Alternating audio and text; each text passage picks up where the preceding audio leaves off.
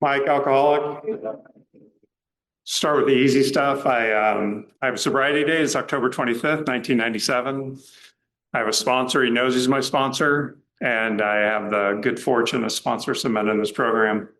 Take him through the book. I think it's kind of like what we were made for. Do you have to raise that? Yeah, just a little. And I love Alcoholics Anonymous. I know it is an honor and a privilege to speak at a meeting of Alcoholics Anonymous. Thank you guys for asking me to be here. I started out as a young kid. I come from this great Irish Catholic family. And I remember from like being a young kid as there was just parties all the time. My parents, they loved to drink. All my aunts and uncles, everybody they knew, they were drinkers. And but I remember when I was a little kid that my father would come home stumbling drunk on Friday nights after work. And my mother, to make him pay for his sins, would all take us to the San Francisco Zoo the next morning and make my hungover father ride the rides with us kids. You know, the only thing I know is I heard my father come in stumbling on Friday nights, and I was like, yes, we're going to the zoo. You know, and that's all I knew, like growing up in that family. And I remember from the youngest age, just being uncomfortable in my own skin, right? Walking around, comparing my insides to people's outsides. And when I was 5, I couldn't wait to be 6. And when I was 6, I couldn't wait to be 10, you know, and it was like, I just thought tomorrow I would feel better, right? And I remember when I got to high school, and leading up to like high school, I would take sips off my parents' drinks. I'd be making gimlets for my mom, whatever it may be, but I never really got to drink the way I wanted to. And I remember the first time I got to drink the way I wanted to. And as it's described in our book, that phenomenon of craving overtook me, right? And I considered myself kind of a shy, awkward kid, and shy meaning I was just self-obsessed, right? Because I was just thinking that everybody must be thinking about me. But sadly to find out everyone was just thinking about themselves. Right. And it was just me that was thinking that everyone was thinking about me. But I remember when I found alcohol, it was that switch, right? All of a sudden, I felt comfortable in my own skin. Everything made sense. I could talk to girls. I was funny. I was the life of the party. And by the end of the night, I threw up all over myself. And it was like the greatest night of my life because I found that thing that made me feel okay.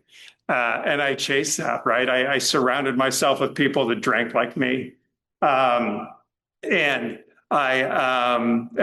was it. It was like, it was nothing different.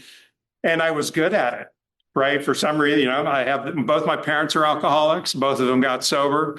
And I have that gene, whatever you want to call it, but I could drink more than a lot of other people. And that was kind of this badge of honor. And so I surrounded myself with people like that. And it was great. Things were good. I ended up going to junior college. I was playing some basketball as an athlete.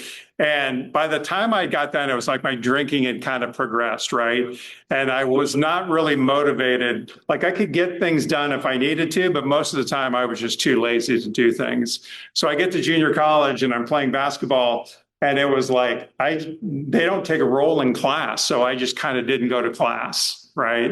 And I remember coming Christmas, my coach came up to me and he goes, hey, I got your report card today. And I know I hadn't been to a class all semester. But my thing was, don't admit to anything until they figure you out. And so I would go, oh yeah, how'd I do?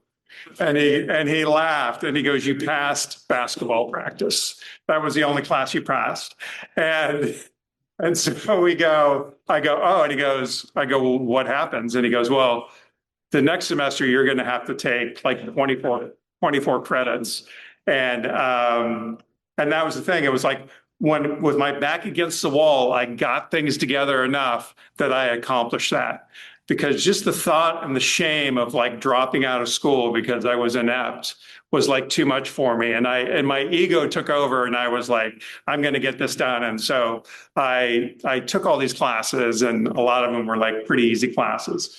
And I became eligible for basketball the next year, and I played basketball. I never not played basketball, and I did those things. But it was like that thing, like at the nth hour, I would put everything off until the nth hour.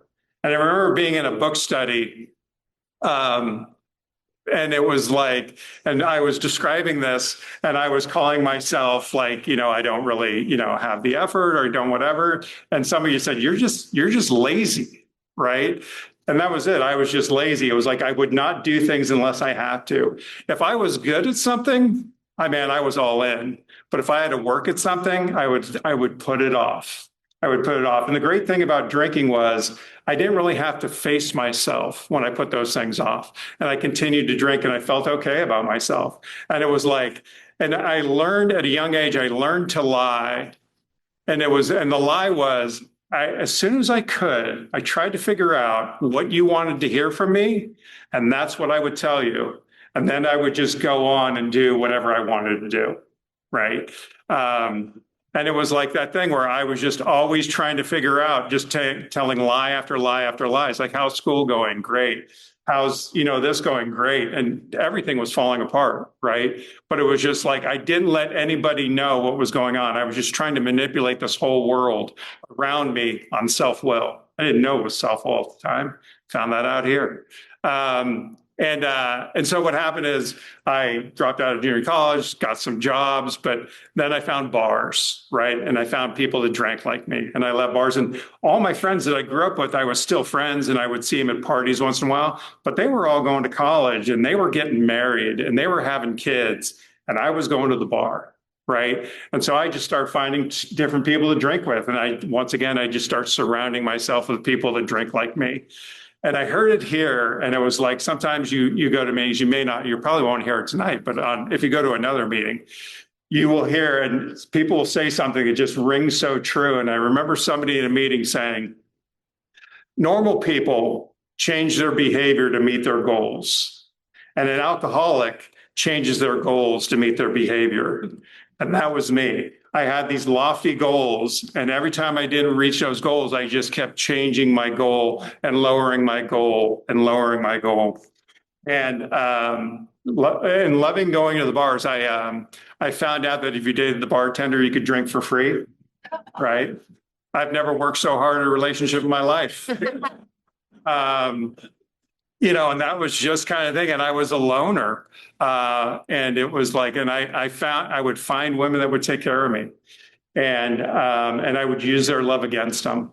And it was just such a manipulative way. But in my mind, I was just being a nice guy, but I was just manipulating it on the nth level. My drinking progressed. And I went from job to job to job, and I was such a nice guy that they would give me chance after chance after chance until I knew there was no more chances left, and I would go work somewhere else. And so I get towards the end of my drinking career, and it was like, and it's funny, one of my sponsees talks about it. He has a lot of drugs in his history and stuff like that. And I go, it's funny. I go, I tried some things, but alcohol was what worked for me. And alcohol is what I did. And he goes, well, you're a unicorn, right? Because when you come into these meetings, it's like, it's so easy. And I totally understand it now. It's like, I was always trying to change the way I felt, right? And nothing worked better for me than alcohol. Right. Alcohol just changed the way I felt in a way that I didn't have to cope with the world, and I didn't have to look at myself, and I didn't have to strive to be better. And I continued to drink. And it's that phenomenon of craving, right? Where we talk about it's a physical and mental disorder, right? So mentally I'm squashed, and physically I'm just drinking more and more and more. And trying to find these women, I would find women to take care of me. And then when they got sick of my stuff, I would soon find somebody else. And I remember at the end of my drinking career, I was living with this gal, and who became a future wife, and my future ex-wife. I was living with this gal, and she was, and I would do things that were like, I knew I was an alcoholic. Both my parents had gotten sober by this time. My mom, God bless her, would, oh, she'd be leaving pamphlets, for me. And she would say things to me. And when I went over for Thanksgiving, I would say things to her like, oh, I'm on the wagon. And I was literally drinking on the way to Thanksgiving. But then I would get there, and to reassure her that I was okay, I would say I was on the wagon. And then she would say something really sly like, well, only alcoholics go on the wagon. Why would you go on the wagon? And so I thought, well, I'm never saying that again.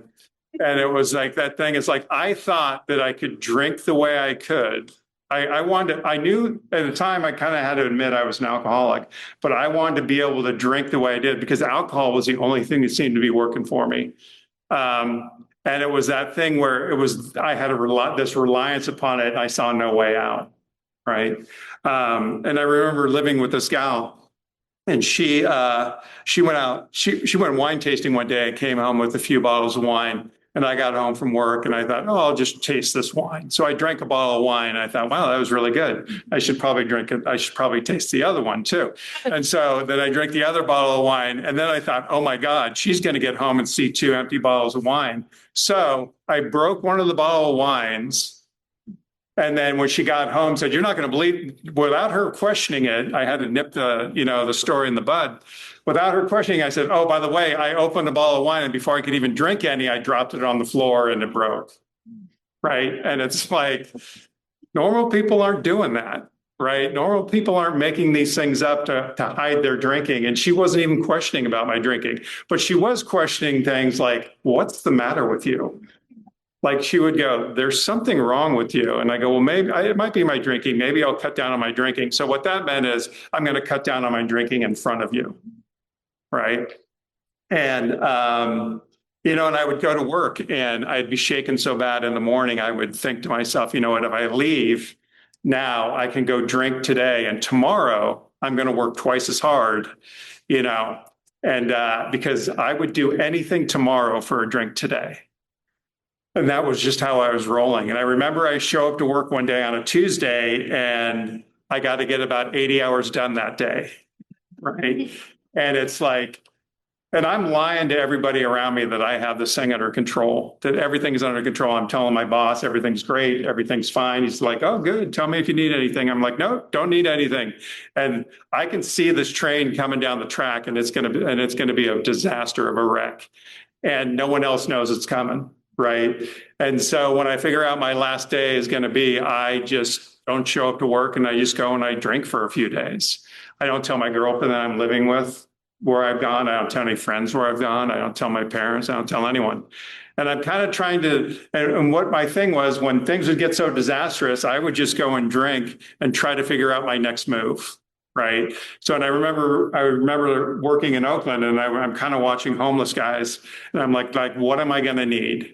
Right. Like, am I going to, and this is, and it's like, I'm probably going to need some rain gear because it's winter, and, and it's like, oh, and it's like, this is me lowering my goals instead of changing my behavior. Right. Like, what's it going to take to go this low?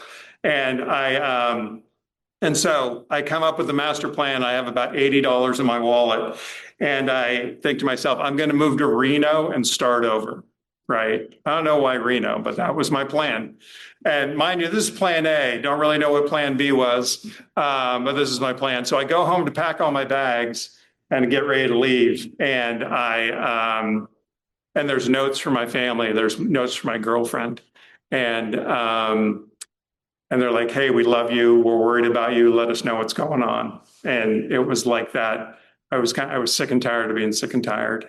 And in that moment of clarity, I picked up the phone and I called my girlfriend. And the first thing she asked, she said, do you think you have a drinking problem? And I said, I might. And she goes, well, could you do me a favor and don't drink till I get home? And I'm like, sure. And so I'm getting the DTs. I don't drink. I get the DTs. I crawl into bed. I'm sweating. I'm feeling terrible. And I wake up and I can hear my girlfriend and my mom in the other room, like Charlie Brown's teacher. I don't know what they're saying, but I know it's not good for me. Right. And they come into the room and they ask me, they go, they go, do you think you have a problem with alcohol? And I said I might. I was still trying to figure out my next move.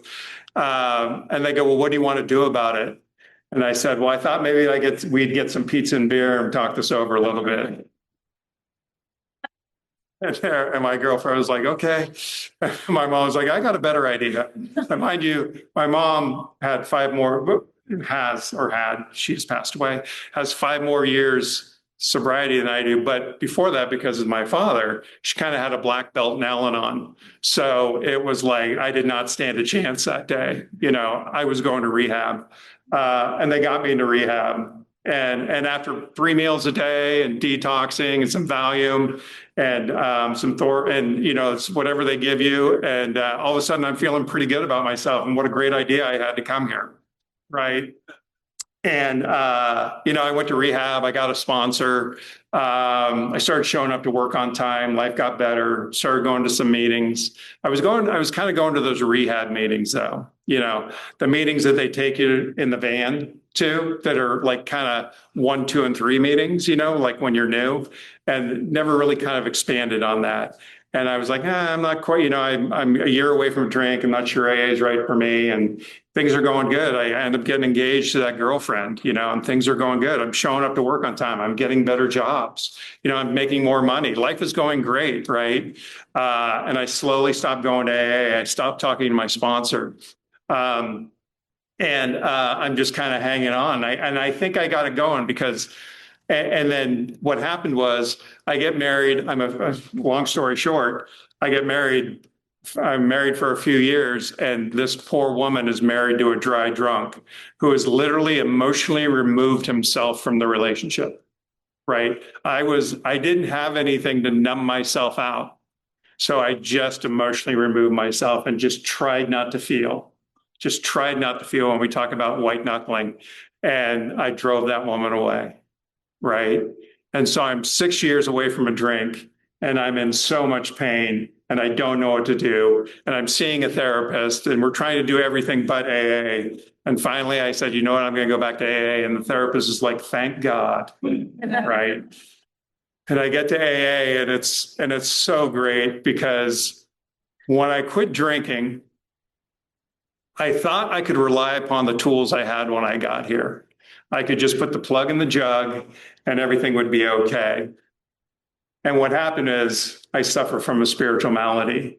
And unless I treat that malady with a spiritual solution, I just continue to cause wreckage, and I continue to cause emotional pain, mine and everybody around me.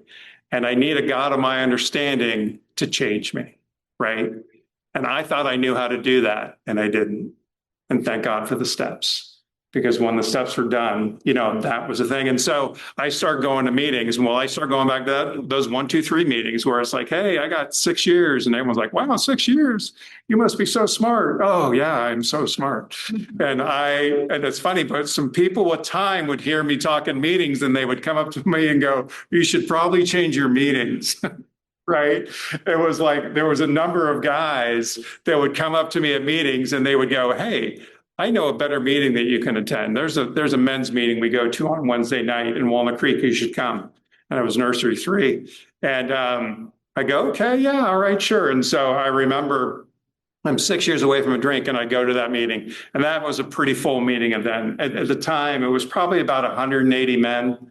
And it was like this, you would show up, and they were all in the parking lot, smoking, laughing, having a good time. And I pull up in my car, and I drive to the parking lot, and I go home. I was so scared. I was just absolutely terrified. It was like my way wasn't working, and I didn't know what to do. And I was just running on fear. And I'd been running on fear my whole life, right? So it was a pretty normal thing. And so it was just avoidance of trying to face what would change me, right? And what happened is the next week I went to that meeting again, and I actually went in. And still, it was like, it's funny. I was 6 years away from a drink, but I was shaking. It was like, those shakes you get when you want to drink, when you need a drink again. It's like just so much fear of exposing what was going on inside, because I had not been vulnerable with anybody. I had not been vulnerable with anybody in my life, and it was like stifling, and it was killing me. And what happened is I got a sponsor that night. And fortunately for me, that guy sponsored about 20 guys, Jim M. And he sponsored guys that were my age. And these guys were all doing the deal, right? They were going to meetings. They were being of service. They were in relationships. They were working at their relationships. They were working with guys. They were being of service. They were doing this thing. And what Jim told me, he goes, this is a monkey see, monkey do business. What you want to do is just follow these guys, do what they do, and you're going to be okay. You know, he didn't make the terms too hard, right? And I would meet with him once a week, and we would go through the book and we would go through the steps. And I had been through the steps, but not really honestly, right? I was just telling my first sponsor, what he wanted to hear.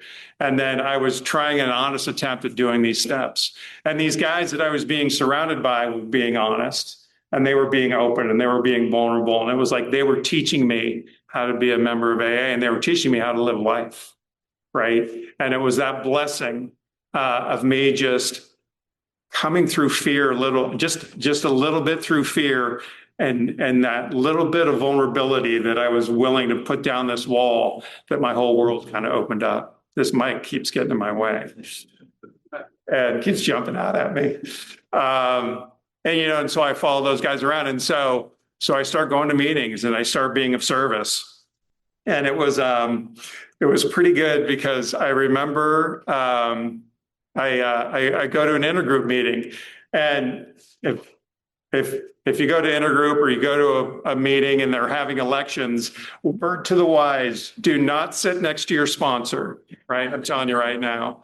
And I remember sitting next to my sponsor, and if you've been to intergroup or in general service, they do third legacy voting, right? Where they don't ask you if you want to do it or not. They ask you if you're available, and they go around the room and they ask everybody. And my sponsor told me, you're available.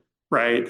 So the first thing comes up, and it's like treasurer, which I have no business being the treasurer. And so, but I say I'm available. So I get to stand up and give a speech on why I would be such a great treasurer. I'm a little bit competitive too. So it's like, now I'm trying to win. If I'm going to run, I'm going to try to win. So they probably had 5 elections that night, and I had to get up for every one of them and give my spiel about why I thought I might be the good public information director. Right, or the good treasurer, the treasurer, or the secretary. And so the last one was the membership chair. And I remember I get up and I said, well, this is the one I was really made for, right? This is the one I really want. I want to be the membership chair. And, and there's no way I'm going to be the membership chair. Well, you need a 2/3 vote to win the membership chair, right? And they will vote 5 times. Well, the guy that was in the lead didn't quite get 2/3 vote the first time. And I was like, oh man, second time, he doesn't get 2/3 vote. The third time I'm voting for him because, I'm like, there's just too much. And then somebody else changed their vote, right? The guy still didn't get 2/3 vote, right? The fourth vote, still the guy doesn't get 2/3. And then they go to the hat and they pull my name out of the hat, right? And here it was like I was ill qualified to do anything in service, and it doesn't matter, right? Because when I got there and when I got that chairmanship, it's like I just started asking people, well, what do I do? And everybody started, the guy that should have won showed me how to be the membership chair. The Warren, God rest his soul, told me how to work in that position. Everybody surrounded me. And it was that thing like where I just had to say, I don't know. I'd spent my whole life saying, I know. And then I will try to go figure it out on my own, because I was so afraid that people would know that I didn't know. Right. And what you guys told me and what you taught me in this loving and kind atmosphere, that I could say, I don't know, that people would help me out, and people wouldn't shame me for not knowing, and people would just help me. And it was like, and it was fantastic. And I spent a few years in intergroup, right?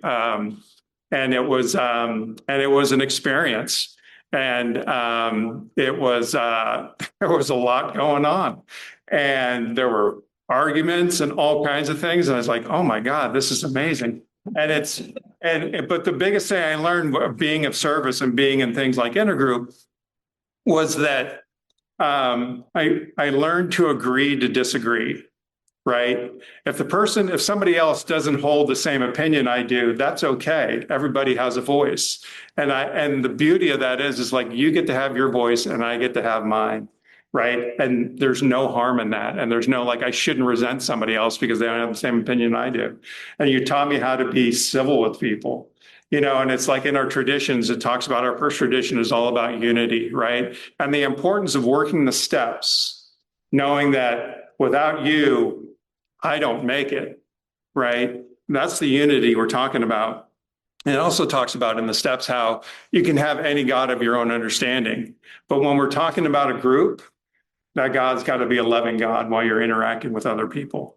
This God that you rely upon, right? When we talk about the second tradition, it's like a God, a loving God of our understanding and how it expresses himself in our group conscious, right? So I need to have a loving God in my life if I'm going to interact with people in AA, right? And what starts to happen is not only do I agree to disagree, but I start to grow in empathy, right? And I start seeing other people's point of view and start appreciating other people. And all of a sudden, it's not about me, right? It's not about me, because going through the steps with my sponsor, it was like going through like step one, it was easy for me to admit I was an alcoholic. When I got to rehab, they told me that one drink gets me drunk. And I just thought, oh yeah, that's it. Every time I start drinking, I just don't stop. I'm an alcoholic. But that my life had become unmanageable, there's a second part to that step, right? There's a second part to that step that I took years for me to get, right? And we talk about sometimes quickly, sometimes slowly. And it was that my life was unmanageable. It took me a long time to admit that because I thought I could manage. And that was just, my managing was just me white knuckling and not trusting in God, right? And then turning my will and my power over to care of God as I understood him. When I got to step 3 the first time, even the second time, I didn't know how to do that. The rest of the steps teach me how to do that, right? We talk about that decision. It's just a decision. But the rest of these steps are going to teach me how to trust in the God of my understanding, right? And we go to that. And I remember doing my 4-step and my sponsor, Jim, he goes, there's a sponsor's prayer when it comes to like a 4-step and listening to a 5th step. And the sponsor's prayer is, God, make this one different, right? Because when we write that 4-step and we get ready to go talk to our sponsor doing the 5th step, I had so much shame about all these things that were being put down on paper. And he just let me know, it's like, you're no different than anybody else that's here. We're all the same in this regard. And when we get to that 4th column and our point, it's just like, hey, we're selfish and self-centeredness. We're selfish and self-centered. And selfish and self-centeredness is the root of my problem. And that's what really came out in that 4-step when I sat down with my sponsor, is that I'm selfish and I'm just looking out for myself. And it's like the rest of the steps are going to teach me how to serve others, right? To align my intentions with God and serve others, and it's pretty awesome. I've been reading a lot lately. It's funny. They talk about in our literature that, there's AA is like a spiritual kindergarten, right? And it's a stepping stone to greater spiritual things, right? Bill Wilson wrote a few essays on it and stuff like that. And I know that I've been reading some books on 6 and 7, and I grew up this Irish Catholic kid, and I really identify with some really loving and kind Catholic priests that write some really cool books. And it's a lot of this centering prayer and this praying to God to change us.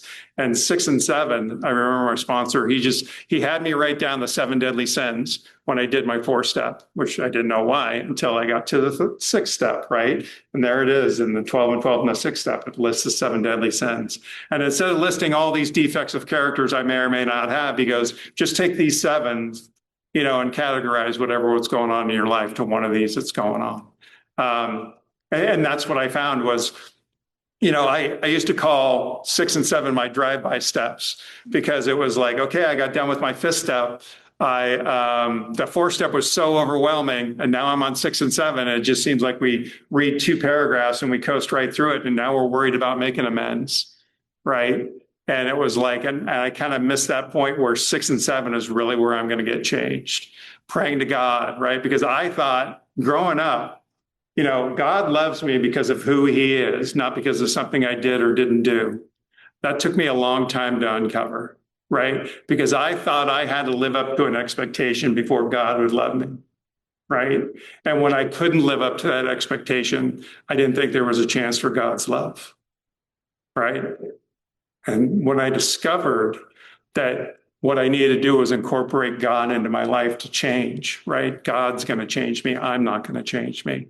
That's when 6 and 7 really started making sense for me, right? Identifying that defective character, getting these defects out of my way, and then in 7, so that I may be useful to others, right? It's not, I don't get these defects of character out of the way so that I can feel better.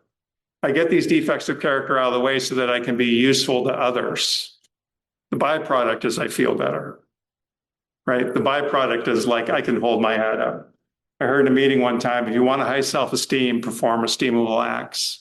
And I don't know how to perform esteemable acts, but the steps teach me how to perform esteemable acts, right? So I grow in this reliance upon God. And then we get to 8 and 9, we're making amends. And I have a story about that. And making amends, I think a 4-step is, not that big a deal. Making amends is usually the most terrifying thing for me, because it was like, I remember I had an old roommate that I owed money to, and I had the money to pay him back, but I was so full of shame and going to him admitting that I owed him money that I waited months before I actually paid him back. And when I actually paid him back, he was like, "Thank you." And that was the end of the conversation. You know what I mean? And I had in my head, right, built up this whole thing of how the conversation was going to go and how things were going to be and like how he was going to shame me. Nope. He just wanted his money back. He didn't care to spend the time to let me know what I was thinking in my head. Right. And so 10 minutes, I better get rolling.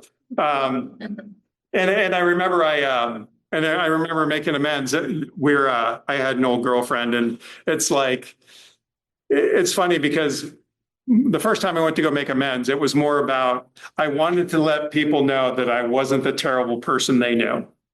Right. That's what I thought my amends were about. So I had an old girlfriend that I had money to. It seemed to be a theme with me.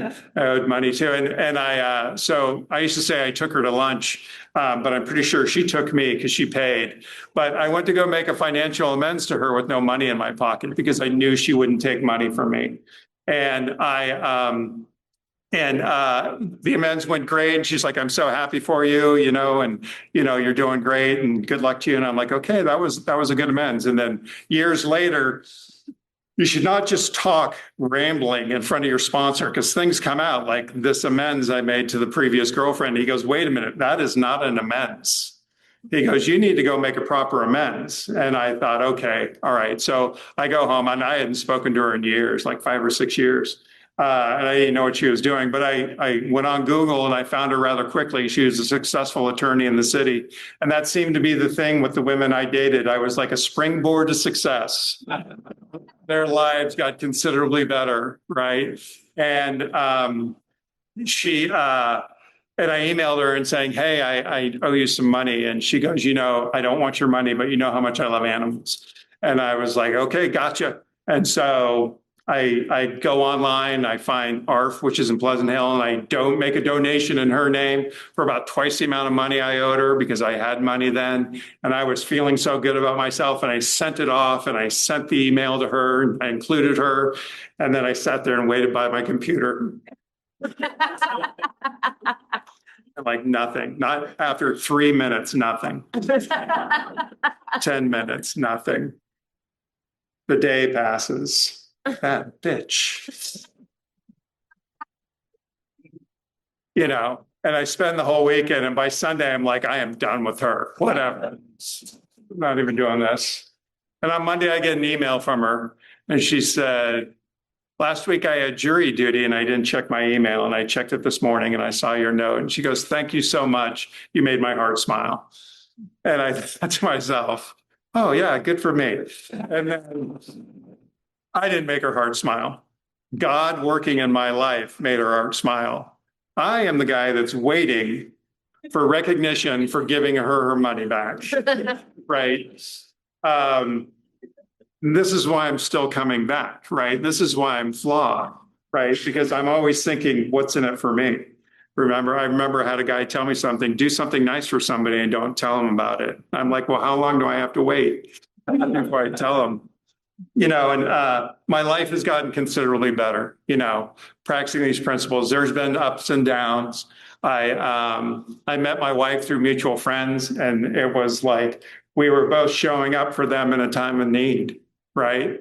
And we have this common bond. And it was like when you meet the person you're supposed to be with, you realize why it never worked out with anybody else, right? And why this one was right. And I have no children of my own, but I have two stepdaughters. And I met them when they were 4 and 12, and they are now 20 and 27, 20 and 28 as of today. And love them to death. But I remember one of our first things is my wife now and I, we were rather serious, and we could see a life together for the rest of our lives. And we're kind of slowly incorporating me into with the girls. And we were going to, on a New Year's Eve, make homemade pasta and play a board game, right? Sounds fun. So around the holidays, I'm always a little tense. I stop going to meetings and I worry about Christmas and all these different things. And I show up on New Year's Eve a little bit dry and but excited for this night. And we start making homemade pasta. Well, I've never made homemade pasta before, but I could tell they weren't doing it right, So I started trying to take over, and they were like, and everything got real quiet, and we started making pasta, and then we had a quiet dinner. And then we decided to play a board game. Well, I'm a little bit competitive, right? And I don't really know how to hide that. And we start playing Monopoly, right? And we're laying on the floor and we're playing this board game, and the girls are having a blast. They're tickling each other. They're rolling around on the floor. I'm losing, and they're knocking over houses, and I'm getting pissed, right? And so I finally blurt out, I go, okay, that's it. The next person that knocks over a house, it's $100 fine. My girlfriend, soon to be wife, and these two girls go, those aren't the rules. I go, they are now. It's a new rule. So I reach for the dice and I knock over a hotel. And then I'm pretty sure I had to borrow $100 from the little one. And that's me. And what didn't dawn on me though is I'm showing up here, and these poor girls, right? They're like, they know what's going on.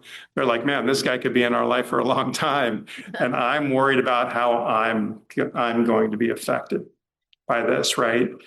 God was nowhere there. It's like I was worried about me, and it's that thing where it's why I keep coming back, right? I keep coming back. I'll end with this. We're having the economy's not doing great or whatever it is for some people, but I'm in biotech and stuff, and they're doing some restructuring, and they let me know on a Friday a few weeks ago that they're going to start auditing my work. And I'm like, they have to tell me on a Friday, right? So Friday afternoon, I was told in the meetings that if you go in the past or you go in the future, you go alone. God lives in the present. Well, that didn't stop me from thinking about the future, right? And the powers that be that run my company have never asked for my opinion. Never asked for my opinion. But if they did, I was ready, because I was up Friday night, Saturday night, and Sunday. Like I couldn't sleep. And I'm thinking all day about what I'm going to say to justify my job and what's going on and how they need to keep my position and do all these things. And I am spinning. And I remember laying in bed on Sunday night, and it's like, wait a minute, this is a one day at a time thing. This is a one day at a time thing. What am I doing? Right? It's like trying to put the brakes on, praying to God to remove this, right? Because I didn't want to pray to God yet. I wanted to prove my point of why I need to have my job, because fear was overwhelming me. It's like, I'm not too far from retirement, right? I'm a lot older than I look. Isn't that kind of funny? And sorry, Drew. And it's like, I am just so full of fear and I'm just trying to save my job instead of trusting in God. Right. And after a couple of days of like running scenarios through of when they ask for my opinion, which they're never going to, it's like, I need to start trusting in God. Right. And then it's like, it's not this one day at a time thing. It's a moment at a time. Right. And then it's like, get into some centering prayer and it's like, let go. And it's like, and then I get into a meditation where like, I just say, let go. And then I breathe. And then when I start to think again, I just say, let go. And I breathe. And when I start to think again, I just say, let go and breathe. Right. And then I fall asleep. Right. And then I wake up in the morning and I go to work and I do my job and I do it to the best of my ability because that's what we show up to do. It's like, I don't have control over anything. Right. I only have control over my effort. And I trust in God to take care of all these other things. Right. So my whole plan is to align my intentions with God, trust in God, serve others, and love as much as I can. So thank you, guys.